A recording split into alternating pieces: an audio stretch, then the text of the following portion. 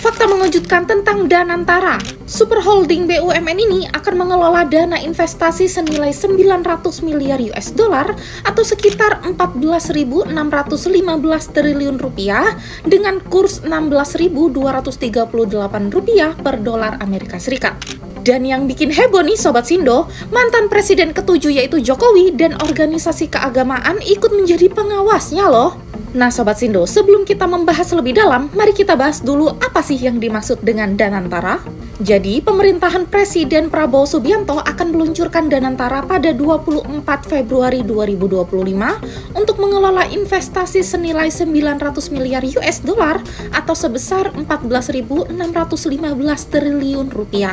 Tujuannya yaitu untuk mengelola dan menginvestasikan aset negara ke proyek-proyek strategis seperti energi terbarukan, manufaktur canggih, industri hilir, dan produksi pangan. Jadi bisa dikatakan ini bukan hanya sekedar holding biasa loh.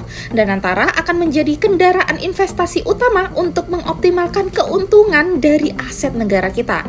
Prabowo juga mengungkapkan jika pengelolaan dana ini berasal dari 7 BUMN besar, yaitu Bank Mandiri, Bank Rakyat Indonesia atau BRI, Bank Negara Indonesia atau BNI, Pertamina, PLN, Telkom Indonesia, dan yang terakhir Mind ID.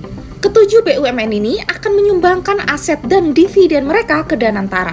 Kenapa? Karena selama ini keuntungan BUMN langsung masuk ke APBN. Jadi dengan Danantara, dana ini bisa langsung dikelola langsung untuk investasi, bukan hanya menjadi pemasukan negara aja nih Sobat Sindo.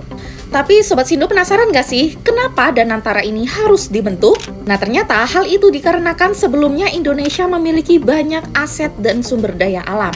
Tetapi selama ini pengelolaannya tersebar di berbagai BUMN. Sehingga Danantara hadir untuk menyatukan pengelolaan aset negara agar lebih efisien nih Sobat Sindo. Ya bisa dibilang Danantara ini bukan hanya tentang investasi, tetapi juga merupakan strategi besar untuk ketahanan ekonomi Indonesia loh Sobat Sindo.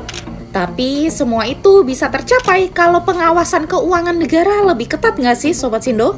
Omong-omong soal pengawasan Danantara, ternyata Prabowo tidak ingin Danantara dikelola sembarangan nih Sobat Sindo.